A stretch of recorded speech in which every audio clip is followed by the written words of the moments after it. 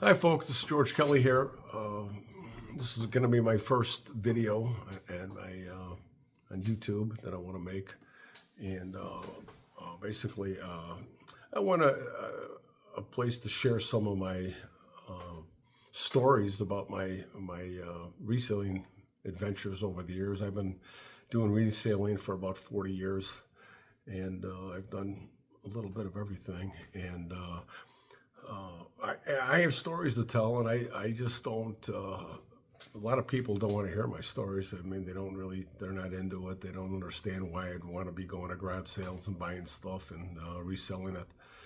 And but I enjoy it. I really enjoy it a lot. And so I thought I'd start a channel where I could start sharing my stories.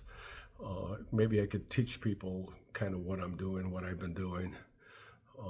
That's helped me find a lot of things to resell, because I go in a lot of different Facebook groups of resellers, and there's people on saying like, how do you find all this stuff, and where do you find it, and how do you know what you're doing? And I've done so much of it that I know what I'm doing. I know where to find stuff. I know how to find stuff. I know what to buy. And I'm not a giant eBay seller. I don't have a big giant eBay store. I don't want a big eBay store. I don't want to have 1,000 listings, and I don't want in my basement like a warehouse down there where I have a bunch of stuff online. And I put a few things on there, but I try to put on things that are worth a lot of money. And for a long time I was selling a lot of stuff, but now I've kind of slowed down because I'm getting older. But anyways, I figured I'd tell you exactly what I've done in the how I got started in all of this thing. And basically, when I was a kid, my parents used to subscribe to magazines for me. I used to get Popular Science, and I got Boy's Life, and some other one that I can't remember. And I used to read them. From cover to cover. I used to love reading that type of thing. But my favorite part of the magazine was way in the back. There was a classified ad section, and they had ads on there, and those ads fascinated me. I used to love, getting stuff in the mail. So there'd be, and for instance, there was one ad that I remember that somebody was selling a recipe to make gunpowder, and when I was a young kid, I thought that was like the coolest thing. And it said, send 25 cents in your name and address, and we'll send you the recipe to make gunpowder. So I sent away 25 cents, and in a couple of weeks I got an envelope back with the recipe. And I had gotten for Christmas, I had gotten a chemistry set, one of them old Gilbert's chemistry sets, and I had all the chemicals in there that I needed to make gunpowder, except one, which I think was called saltpeter. And of course, that was impossible to get a hold of, so it didn't go anywhere. But I was just fascinated. I used to send away for catalogs and things, and I would buy little things out of it. And I always thought to myself, that seemed like a nice way to make some money. And as I got a little older, I got into around 20 years old, I started thinking maybe I could start a mail order business, and that's what they used to call it. Before the internet, it was called a mail order business. And I bought a book on how to start a mail order business. And one thing they said, if you look in those magazines and you look at the ads, and you go back like 3 or 4 issues and look and see if the same ad's in there. And if the same ad is running month after month, that means the person obviously is making money, and the ads are working. And I looked in there, and there were people were repeating those ads over and over, so they must have been making money. But the book talked about, it's all about trying to find a product to sell on there, and you have to take pictures of it and put it into a catalog, and then have catalogs printed, and it just seemed like overwhelming to me. I mean, I had a film camera, but the idea of, you'd almost have to hire a professional photographer and get a printer to print up it just seemed overwhelming. I ended up never doing anything about it. But I always kept that in the back of my mind that I'd like to have a mail order business. And then a guy that I was working with, he was selling at the flea market on the weekends, and he told me, I asked him where he got his stuff. He said he was buying it at a garage sale. He would buy it at a garage sale, and on the weekend he'd go to the flea market and set up a couple tables and resell stuff. And I thought that seemed like not a bad idea. I mean, it was. I always liked going to flea markets. Me and my wife used to go to different flea markets, on the weekend, just shopping. So I went out to the flea market a few times and really kind of focused on what the people were doing out there. And then I jumped into it, and I started buying stuff. And if you want to really learn things that sell and things that don't sell, take stuff to the flea market. If you can't sell something for $5 at the flea market, and then you take it back the next week and you can't get $3, and a week after that you can't get $1 for it, you might as well redonate that thing or just get rid of it. There's no reason to keep taking it out there. But stuff that would sell right away, then you would start looking for that kind of stuff. And one thing I noticed was things that always sold were collectibles. People collect a lot of different things. Some people collect military. Some people collect pocket knives. They collect cigarette lighters. They collect dolls. They collect a lot of things. And if I started learning that, and I started looking for those things, and those are the things that sold. And I especially liked old toys. I was a big old, antique toy buyer. Tin toys I liked, old games. So I started buying those things, and at that time I could find those at garage sales. People were getting rid of stuff like that. So I started building up a stockpile of it, an inventory that I had. And then that same friend of mine one time, he told me that I had a computer and he didn't, and he asked me if I ever heard of that thing called eBay, and I had never heard of it. This was like 1998, and so I looked into it. I went online and looked it up, and I said, it kind of seems like a good idea. I don't know. So I signed up in December 1998. And back then, you didn't have to have a picture. You could just write down what you wanted, and everything was auctioned back then. And you just write down what you wanted, and people would start bidding on it, and it was pretty phenomenal. And then I realized right away that I needed a camera. I needed a digital camera because I had the film camera, but the problem was, how do you get the film pictures onto the computer?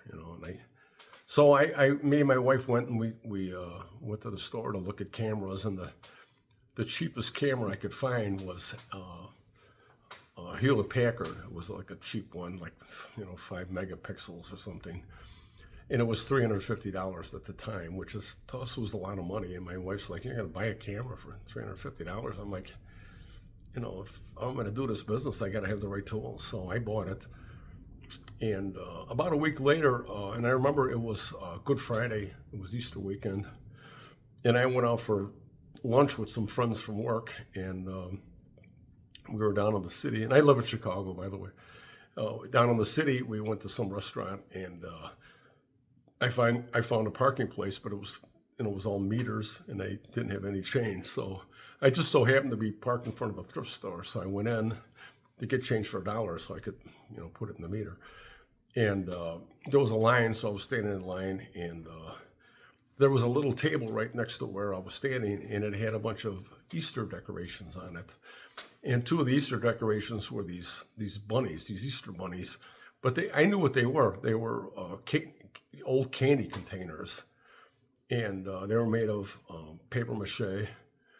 And the bodies one looked like a boy, and the other one looked like a girl, dressed like a boy and dressed like a girl. But they had bunny hats on, rabbits' heads. And the head you could scoop the head off, and then the parents would fill it with candy in the old days and put the head back on and give it to the kids. And I looked at the bottom, and it said, "Made in Germany, U.S. zone." Now I know that Made in Germany U.S. zone was right after World War II. It was like 1945 to 1950. So I knew they were old, and they wanted $3 a piece for them. So then when I got up to the counter to pay for them, the woman told me that all the Easter decorations were half price because Easter was almost over. So I paid $3 for both of them. And next week, I put them on eBay. I used to put everything, in the beginning, I put everything on eBay on a Sunday. And I used to sell everything on a Sunday to Sunday, because I figure, most people are home on Sunday, they could see my stuff. And I put them on eBay, and I took pictures with my new camera, and they sold for just over $300 for them. So I told my wife, I said, hey, the first thing I sold with this camera, I got almost all the money back on the camera. So then I saw what a gold mine this eBay was going to be. And I had a whole stockpile of merchandise that I could put on there. And another thing, we used to collect holiday decorations. We used to collect Halloween, and then Thanksgiving, Christmas, Valentine's Day, St. Patrick's Day, and Easter stuff. And in the beginning, when eBay started going, that kind of stuff was selling like crazy. It was like unbelievable. And I told my wife, let's just sell all this stuff that we had. We had it was all antique stuff, and it was selling like unbelievable. So, and it just kept going from there, And then my friend, I have another friend, and he met a guy at the gym, and this guy was doing estate sales, and so he had some kind of a thing. He would find people that he knew that were moving, and they like already moved, and they got stuff left in the house, and they want to get rid of it. And he said, well, I'll come in and run an estate sale for you. And he said, but I want to bring some of my own stuff in. So they would let him. So we went to a couple of his sales, and after to see what he's doing, and it was very interesting, because I had been selling at the flea market, and you can't take too much stuff. I mean, especially furniture, you can't take out to the flea market. So so we went there, and then he called us up one day, and he said that he found a house that was completely empty, and the people said that he could have a sale there if he wanted, but he didn't have enough stuff to fill up the house. So he wanted to know if we wanted to come in and bring our stuff. So I told him I had a dining room set in my garage that I wanted to get rid of. It was our old dining room set when we were first married. So he said, well, you could have the dining room. Bring all your stuff. Bring your dining room set and put it in there. And he said, that could be your room. But he said, you got to be there to sell it. He said, I'm not selling anything for you. So that's what I did, is I brought the dining room set, and I set it all up, and I bought a bookcase, and I brought another little table, and in fact, I brought a couple tables, and I put all china in the china cabinet, and I had all dishes and stuff on the dining room table, and the bookcase, I had knickknacks and stuff in there, and I had pictures on the wall. It really looked like someone had been living there, and we had a 2-day sale, and I sold almost everything. I sold all the furniture, it was all gone. And so then me and my buddy, we got the idea we should start doing the same thing he was doing. And that's what we did, And we ended up doing probably 20 or 30 sales over the years, not a lot of them. We never had a real company, but and in a future video, I'll tell you exactly how it all worked. And but anyways, and then after that, I got a spot in an antique mall, and I started selling that stuff. I had a booth there, and my partner, he had one too, and I started. I needed a lot of stuff for the antique mall, so I took out an ad in a local newspaper, an antique buyer. We buy anything old, and people were calling all the time, and I would get into houses, and I'd go over there and see what they're doing, you know, and see what they're selling. And I was able to buy a lot of stuff. And one of my favorite things is to get into someone's house. You know, like if you go to an estate sale, you know, there's another 20 people there all rushing around trying to find everything. Where if I make an appointment and go to someone's house, I'm the only one in there, and I can, excuse me, I can cherry pick the whole thing. You know, it's that's what I'm looking for. You know, I go to somebody's house. You know, my mom died, and you know, me and my brother are stuck with all this stuff, and we got to empty the house so we could sell it. You know, now we don't know what to do, and in fact, that's how I used to get estate sales. I'd say, well, I could run a sale for you, you know, and believe it or not, they would just say, well, here's the keys. Just, you know, why can't you do it, you know? And I got many sales like that, you know. I didn't have a company. I didn't have a contract or anything. It was just, you know, people trusted me, and I wouldn't cheat anybody, you know, So I started doing that, and then I was doing eBay the whole time. I've been doing eBay for over 25 years. And I wanted to start this channel to share my stories, and because I have a lot of stories that are just, you know, it's just unbelievable. I had one where on my ad, I got a call from a guy, and his dad died, and the house was filled, and he was still living in there. But I ended up spending 5 years going through the basement. I mean, it's hard to believe, but you know, there was so much stuff down there, and it was, you know, I'll have to tell that story on another video because it was too involved. And I've been to many other sales very like that. So I figured these are stories that you might want to listen to, you might want to hear, you might learn something, learning how to find stuff.